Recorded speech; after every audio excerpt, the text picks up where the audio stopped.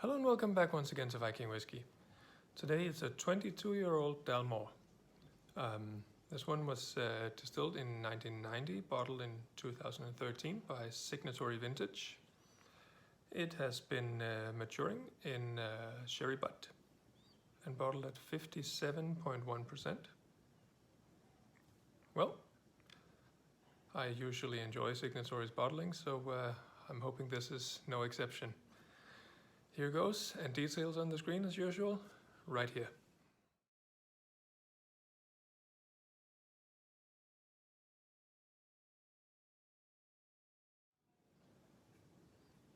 All right, there we are.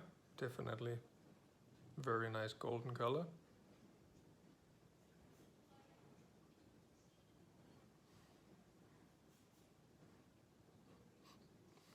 Definitely sherried nose. Dried fruits, dates and raisins especially, but also some very dark fruits. I've got some black cherries, and some different black forest fruits, a bit of black currant even.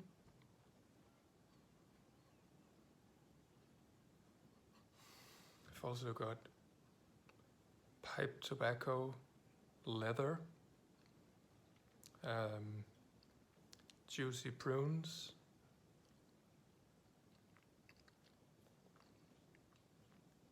coffee beans,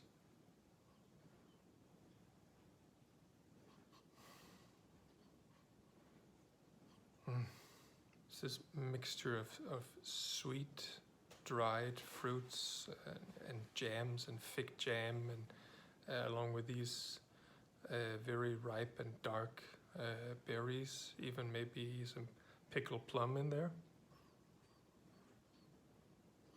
On top of that, very nice layer of toffee and honey. Good dose of vanilla.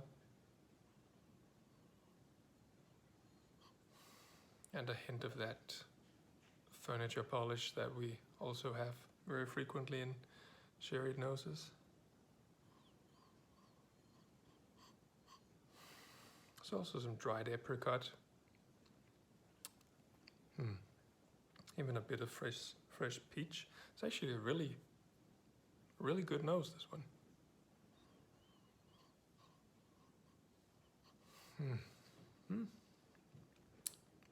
Well, I could go on, but I won't. Let's get to tasting.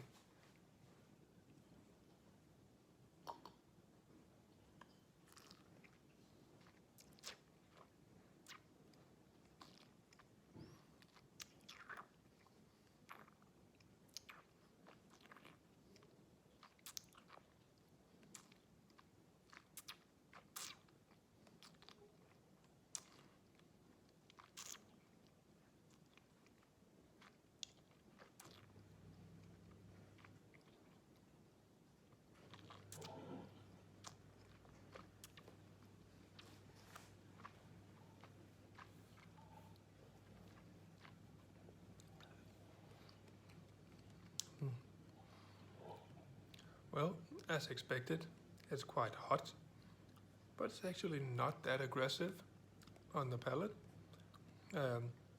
Starts out with some of that typical Dalmore leather,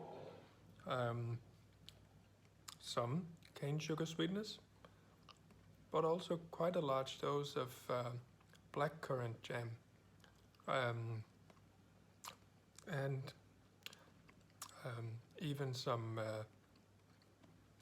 ripe cherries, slightly turning sort of a lightly chemical cherry, which is not fantastic, but there's definitely this fruity berryness here, along with the cane sugar sweetness and the toffee to begin with. Light bitterness setting in as well. Very light oak, more like grassy, freshly cut grass bitterness. All right, second one.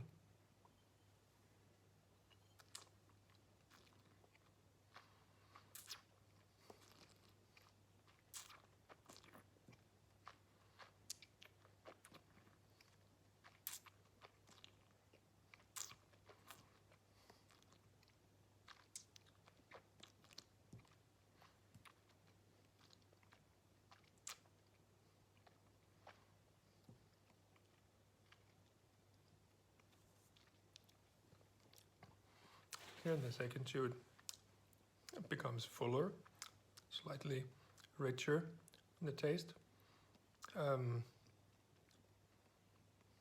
Some funny perfume stuff going on. Trying to put my finger on it. It's a little bit ginger coming in here, some sweet mint.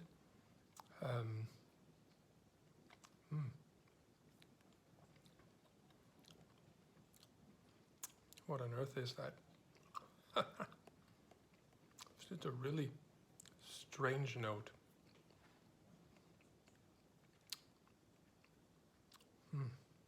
Sort of like stewed vegetable sweetness,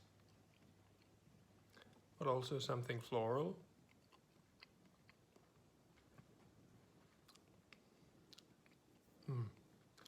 There's sort of a sweetness to it, but it's not a great sweetness. It's more like something is really, really overripe, like almost a rotten banana. Oh, yeah, that's pretty much it. Sounds worse than it is, but that's the neighborhood.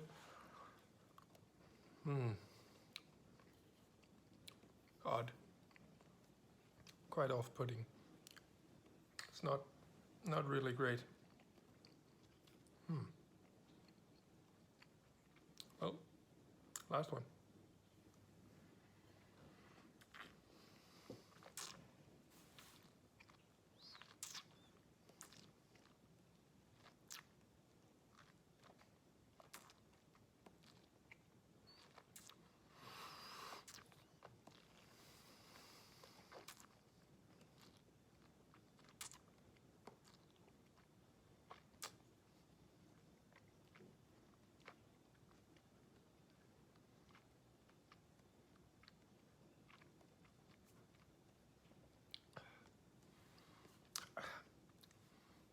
It does have some bite here in the third chew.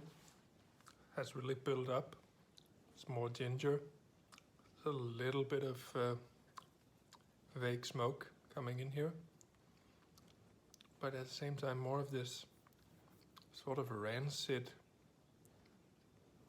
I don't know, rancid oil. Odd, stale flower water. There's just something really funky going on here. Still wrapped up in nice flavors. There's still got toffee and that ginger and some of those fruits still there.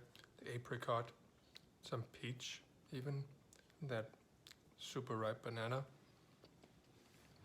It's just those, and tobacco leaves. Some really nice espresso is showing, which is a good note. Some very dark chocolate notes, bitterness. It's quite fragmented. On the finish,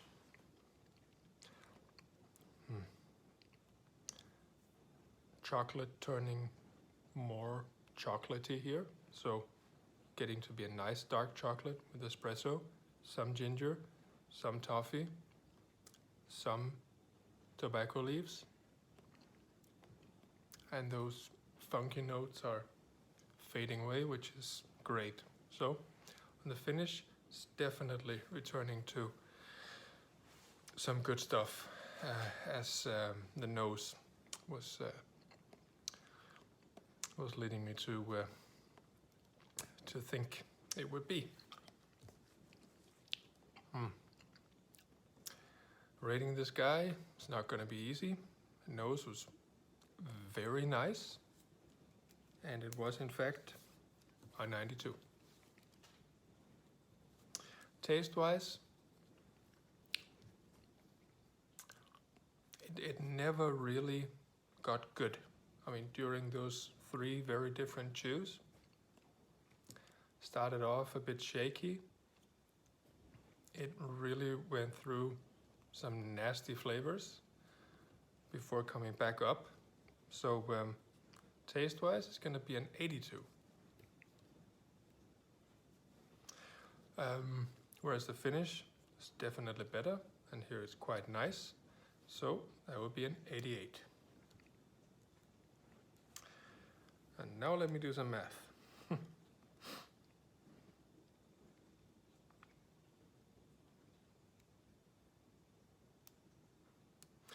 Average would be 87.